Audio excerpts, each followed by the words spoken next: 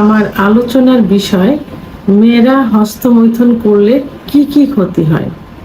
দেশের এবং প্রবাসের ভাই বোনদের প্রতি সালাম। আসসালামু আলাইকুম। আমি প্রভাষক ডাক্তার রিক্তা পারভিন, হোমিওপ্যাথি এবং আয়ুর্বেদিক চিকিৎসক। পুরুষ যেমন নিজেদের যৌন চাহিদা মেটানোর জন্য নিজের হস্ত দ্বারা মৈথুন করে বীর্যপাত করে, মেয়েরাও ঠিক তেমনি নিজের যৌন চাহিদা মেটানোর জন্য নিজের হস্ত দ্বারা মৈথুন করে বীর্যপাত ঘটিয়ে থাকে। পুরুষের যেমন হস্তমৈথুনের কারণে যৌন অক্ষমতা হয়, মেয়েদেরও হস্তমৈথুনের কারণে যৌন অক্ষমতা আসে। তো এই যৌন হস্তমৈথুন মেয়েরা যে বিয়ের আগেও করে থাকে, বিয়ের পরেও করে থাকে, মূলত পুরুষের মতোই। তো সবার ধারণা ছিল, এখনো অনেকে ধারণা করে যে হস্তমৈথুন শুধু ছেলেরা করে, না, মেয়েরা হস্তমৈথুন করে থাকে। আর হস্তমৈথুন ইসলামের দৃষ্টিতে সম্পূর্ণ নিষিদ্ধ।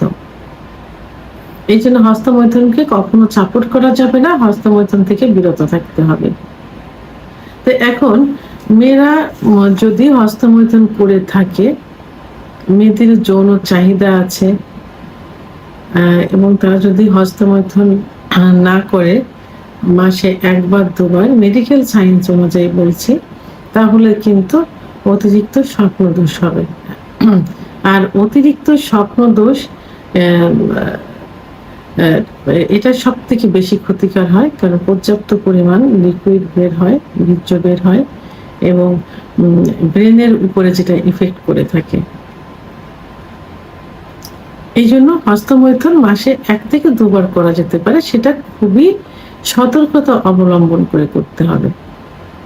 পুরুষেরও যেমন সতর্কতা অবলম্বন করতে হবে, মেয়েদের সতর্কতা অবলম্বন করতে হবে। বিশেষ করে হাতের নখগুলো যেন না থাকে, অর্থাৎ চারিগুলো কেটে ফেলতে হবে সুন্দর করে, কোথাও যেন আঘাত না লাগে।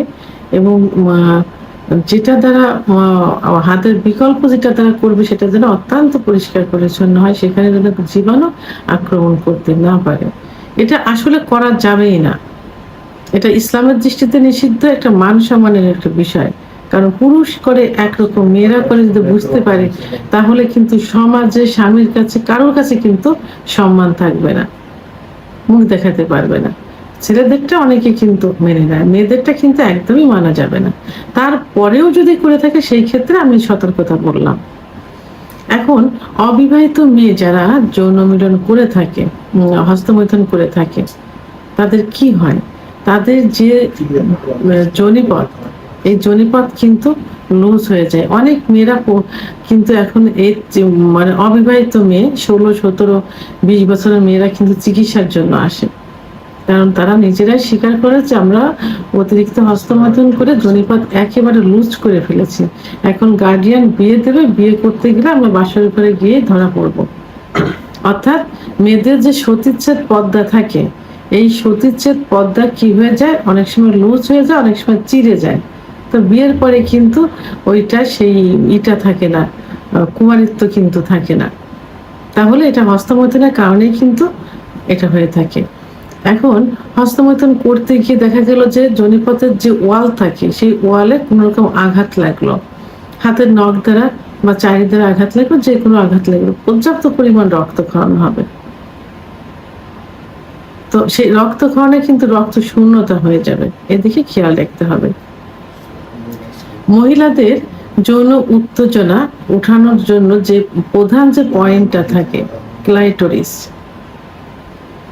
যেখানে অতিরিক্ত ঘর্ষণ দিলে, অর্থাৎ স্বামীর পুরুষাঙ্গ দ্বারা ঘর্ষণ দিলে কিন্তু যৌন উত্তেজনা আসে। সেই ক্লাইটোরিসে কিন্তু সেই যৌন উত্তেজনার যে অনুভূতি, এই অনুভূতিটা কিন্তু কমে যাবে। কি হবে? বিয়ের পরে যে এর প্রভাব পড়বে, তখন কিন্তু ওই সহবাসে গেলে সহবাসের ইচ্ছা থাকবে না, স্বামীর যৌন মিলন করার ইচ্ছা থাকবে না। ইচ্ছা না থাকলে তো অর্গাজম হবে না, অর্গাজম না হলে ওখান থেকে কামরাজ বের হবে না, ফলে যৌন মিলনে জ্বালাপোড়া অনুভব করবে, ব্যথা অনুভব করবে। তো ক্লাইটোরিসের এই অনুভূতি শক্তিটা নষ্ট হয়ে যায় হস্তমৈথুন করলে। অনেক সময় হস্তমৈথুন করতে গিয়ে দেখা যায় যে জীবাণু থাকে, যেটা দ্বারা হস্তমৈথুন করে, অর্থাৎ নখ দ্বারা হস্তমৈথুন করলে অনেক জীবাণু থাকে, সেই জীবাণুটা জরায়ুর মুখে ইনফেকশন করতে পারে। এর প্রভাবে কিন্তু জরায়ুর মুখে সার্ভিসাইটিস হবে, জরায়ুর ভিতরে ইনফেকশন হবে, অনেক সময় ক্যান্সারও কিন্তু হয়ে যেতে পারে। এটা অনেক মহিলাদের ক্যান্সার হওয়ার পিছনে অনেক কারণ থাকে, আমরা কিন্তু অনেকে জানতে চাই না বা কেউ জানে না। এই যে হস্তমৈথুন, এটা কিন্তু লুকায়িত থাকে। কেউ অনেকেরই ধারণা যে মেয়েরা হস্তমৈথুন করে না, কিন্তু জরায়ু ক্যান্সার হওয়ার পিছনে কিন্তু এই হস্তমৈথুন অনেকটা দায়ী থেকে থাকে। মেয়েরা হস্তমৈথুন করলে পরবর্তীতে বাচ্চা নিতে সমস্যা হবে, কারণ ডিম্বাণুটা সঠিকভাবে নির্গত হবে না বা তৈরি হবে না। কারণ হস্তমৈথুন করলে মাসিক ক্লিয়ার হবে না, কারণ অত ইনডাইরেক্ট ভাবে ভিতর থেকে আসছে না, কামরস আসছে না, বা লিগাল ওয়েতে না, বা ওখান থেকে বীর্যপাত লিগাল ওয়েতে হচ্ছে না, যে কারণে কি হবে, পিরিয়ডটা ক্লিয়ার হবে না। পিরিয়ড ক্লিয়ার না হলে ওখানে সিস্ট, ওভারিয়ান সিস্ট হবে, পিসিওএস হবে, এবং ওখানে ডিম্বাণু সঠিকভাবে তৈরি হবে না, যে কারণে বন্ধ্যাত্বে পরিণত হবে। আর হস্তমৈথুন যদি মেয়েদের নেশায় পরিণত হয়ে যায়, ছেলেদের তো একরকম, বাইরে থাকে, বন্ধুদের সঙ্গে থাকে, ভিতরে থাকে, একটা রুমের ভিতরে থাকে, আর মহিলারা কিন্তু সংসার করে। তো যদি হস্তমৈথুন নেশা হয়ে যায়, তাহলে সংসারের প্রতি কোনো টান থাকে না। কখন স্বামী বাইরে যাবে, কখন শ্বশুর শাশুড়ি যাবে, কি বাবা মা যাবে, কখন একা একটা সময় পাবো, এই সময়টা খুঁজতে থাকে, যে কারণে ফ্যামিলির সঙ্গে সম্পর্ক নষ্ট হয়। আবার স্বামীর সঙ্গেও সম্পর্ক নষ্ট হয়ে যায়। স্বামী আছে, স্বামীকে বাদ দিয়ে সে মৈথুন করে বীর্যপাত ঘটাচ্ছে, এতে স্বামীর সাথে সম্পর্কের অবনতি হবে, এবং স্বামী বুঝতে পারলে সংসারে অশান্তি হবে। অনেক সময় কিন্তু ছাড়াছাড়ি হয়ে যায়, স্বামী যদি বুঝতে পারে যে তার ওয়াইফ হস্তমৈথুন করে থাকে।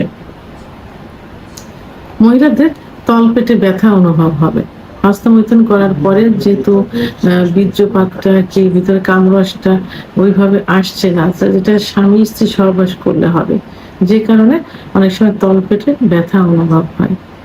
এবং হস্তমৈথুন করার কারণে যে ছত্রাকের আক্রমণ ঘটে, ফলে সেখান থেকে এক ধরনের সাদা সাদা ধাতু নির্গত হয়। এই ধাতুটা অনেক সময় চুলকায়। এটা হস্তমৈথুন করার পরেই কিন্তু এটা হয়ে থাকে, ছত্রাকের আক্রমণ কারণে এটা হয়ে থাকে, ওই জায়গায় চুলকানি হয়, সাদা সাদা নীল পড়িয়া যায়। এবং পুরুষের মতো মহিলাদের যে যৌন অক্ষমতা আসে, এটা হস্তমৈথুনের কারণেই কিন্তু চলে আসে। তো এটা এ সম্পর্কে অনেকের ধারণা নেই। তো আমি আজকে একটা ফ্যামিলি যে গার্ডিয়ান থাকে, সেটা তার বাবা মাকে উদ্দেশ্যে বলবো, আপনার সন্তানের দিকে, আপনার ছেলের দিকে যেভাবে কেয়ার নিয়েছেন, আপনার মেয়ের দিকেও সেইভাবে কেয়ার নেবেন, যে মেয়ে কি করছে। এখন বড় ধরনের ক্ষতি হওয়ার থেকে আগের থেকে সতর্ক হওয়া উচিত, এবং ইসলামিক নিয়ম কানুনগুলো মেনে চলার চেষ্টা করতে হবে, সেভাবে ছোট থেকে তৈরি করতে হবে। যারা মুসলমান, ধর্মীয় অনুশাসনগুলো তাদের ভিতর আনতে হবে, আর ধর্মীয় অনুশাসনগুলো আনলে কিন্তু এর থেকে বিরত থাকা সম্ভব। আর যারা অন্য ধর্মাবলম্বী, তাদেরকেও এই যে ক্ষতিটা হচ্ছে, এটা কিন্তু মুসলমান, অন্য সম্প্রদায় সবারই হচ্ছে, মানব জাতিরই কিন্তু এটা হচ্ছে।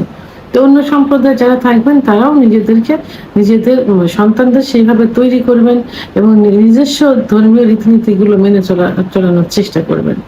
আবার যারা হাজবেন্ড আছেন, তারাও এই দিকে খেয়াল রাখবেন যে আপনার স্ত্রী কেন আপনাকে রেখে হস্তমৈথুন করছে, নিজেকে সেদিকে খেয়াল রেখে নিজের কোনো সমস্যা থাকলে সেই সমস্যাগুলো সমাধান করার চেষ্টা করবেন। ভিডিওটি সম্পর্কে যদি কোনো মতামত থেকে থাকে, অবশ্যই কমেন্টসের মাধ্যমে জানাবেন। আর ভিডিওটি ভালো লাগলে লাইক, কমেন্ট, সাবস্ক্রাইব করে আমার সঙ্গে থাকুন। আল্লাহ হাফেজ।